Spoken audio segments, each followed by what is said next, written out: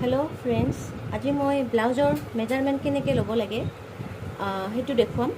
এই পুতলাটোক মই মেজাৰমেণ্ট কৰি দেখুৱাম। আমি ব্লাউজ এটা চিলালে মানে কেনেকৈ মেজাৰমেণ্টটো ল'ব লাগিব। তাৰ কাৰণে আমাক এনেকুৱা এখন ফিটা লাগিব।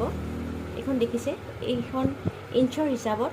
আমি বজাৰৰ পৰা ব্লাউজ কিনিলেও আমি 36 চাইজ বা 34 চাইজ যেতিয়া আনো, সেইটো ইঞ্চিৰ হিচাপতে হয়। এই ইঞ্চবিলাক যে আছে 1, 2, 3, এইটো ইঞ্চৰ হিচাপতহে আমাৰ মেজাৰমেণ্টটো হয়।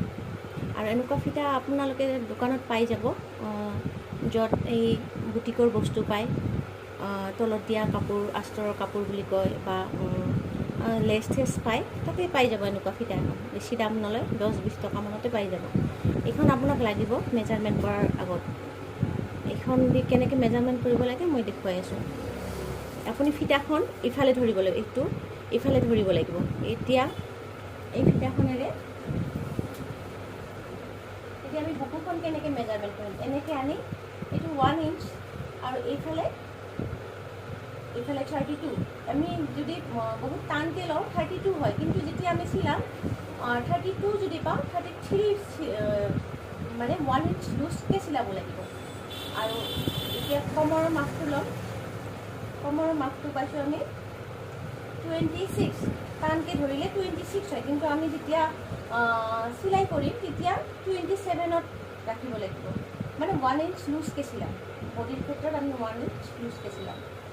এতিয়া ডিঙিটোৰ মাপ, ডিঙিটো কিছুমানে দীপ পিন্ধে, কিছুমানে অলপ কমকৈ পিন্ধে। এতিয়া এইটো নিজৰ লগত কথা, আপুনি কিমানখিনি দীপ পিন্ধিব বিচাৰে। কিছুমানে বড নেক পিন্ধে, বড নেক হ'লে ওপৰলৈকে ল'ব লাগিব। যদি আপুনি দীপ পিন্ধে, এনে সাধাৰণতে মই 6 ইঞ্চ ল'লোঁ। এইটো হ'ল 6 ইঞ্চ। আৰু এইটো মাপটো ল'ব লাগিব। এইটো এনেকৈ ভৰাই দিব লাগিব, এনেকৈ ভৰাই দি এইটো কিন্তু আপুনি যদি এনেকৈ টানকৈ ধৰিছে, যিমানখিনি পাব, ছাপ'জ মই ইয়াতে 15 পাইছোঁ, কিন্তু মই চিলাৰ সময়ত 1 ইঞ্চ বাদ দি 16 চিলাম। মানে 1 ইঞ্চকৈ বাদ দিব লাগিব। যদি বহুতকৈ আমি টানকৈ লওঁ, তেতিয়া পিন্ধাৰ সময়ত আমি অসুবিধা পাম। সেইকাৰণে 1 ইঞ্চ আমি ডাঙৰকৈ চিলাব লাগিব। মাপতকৈ যিখিনি আপুনি মাপ পাব, তাতকৈ 1 ইঞ্চ ডাঙৰকৈ ৰাখিব। আৰু বেগটো, এতিয়া বেগটোও ছেইম। বেগটো আমি এতিয়া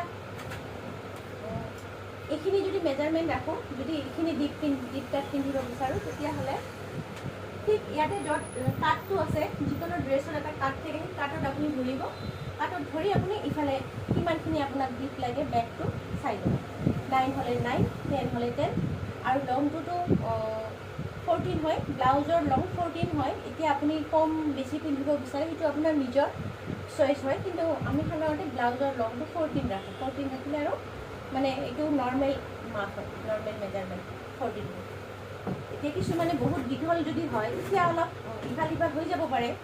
1 ইঞ্চ, হাফ ইঞ্চ ইফাল সিফাল হৈ যাব পাৰে। দীঘল বা বহুত চুটি চাপৰ ছোৱালী যদি হয়, তেতিয়া অলপ ইফাল সিফাল হৈ যাব পাৰে।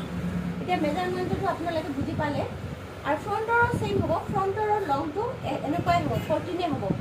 আৰু কিছুমানে শ্বৰ্ট পিন্ধে, অলপমান মানে ড্ৰেছৰ সমানে মানে দীঘলটো পিন্ধে, তেতিয়া আপুনি 13 ল'ব পাৰে, কোনো কথা নাই। এইটো নিজৰ চইজৰ লগত, আপুনি কিমান দীঘল পিন্ধিব বিচাৰে, এইটো নিজৰ চইজ। আৰু ফিটাখন ধৰিব ঠিক ইয়াতে, য'ত কাটটো আছে, য'ত অলৰেডি এটা আমি যিকোনো ড্ৰেছ পিন্ধিলে এটা কাট থাকে, সেই তাতে আপুনি ফিটাখন ধৰিব লাগে। তেতিয়া আপোনাৰ এইটো বস্তু ধৰোঁতে সুবিধা হ'ব। হৈ গ'ল, এইখিনি মেজাৰমেণ্ট আপোনালোকে বুজি পালে।